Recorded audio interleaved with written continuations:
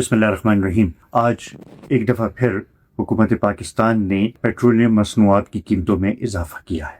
Petrol کی قیمت 458 روپے فی لیٹر اور ڈیزل کی قیمت 520 روپے فی لیٹر مقرر کی ہے۔ سوال یہ بنتا ہے کہ کب تک عوام برداشت کریں گی؟ پیٹرول کی قیمتوں میں اضافہ صرف پیٹرول کی قیمت میں اضافہ نہیں ہوتا، بلکہ ہر چیز کی قیمت میں اس سے اضافہ ہوتا ہے۔ روزمرہ کی اشیاء مہنگی ہو جائیں گی، ٹرانسپورٹ کی کرائے بڑھ جائیں گے، غرض یہ کہ زندگی گزارنا اور مہنگا ہو جائے گا۔ ایک طرف حکومت اپنی شاہ خرچوں میں کمی نہیں کرتی، دوسری طرف عوام کے اوپر سارا بوجھ ڈالا جا رہا ہے۔ پیٹرولیم لیوی میں 160 روپے کا اضافہ کیا گیا ہے اور میں سمجھتا ہوں کہ یہ عوام کے ساتھ بہت بڑی ناانصافی کی گئی ہے۔ ایک حکومت اگر اپنی عوام کو معاشی بحران سے نہیں بچا سکتی تو اس کا یہ مطلب ہے کہ وہ حکومت اس حکومت کی ترجیحات صحیح نہیں۔ ہمیں اپنی ترجیحات کو صحیح کرنا پڑے گا اور عوام کو اپنی اولین ترجیح بنانا پڑے گا۔ ہم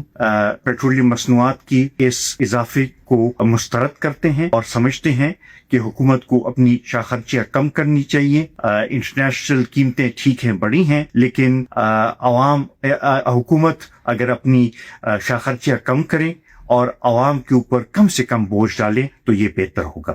اس اضافے کو واپس لیا جائے فی الفور۔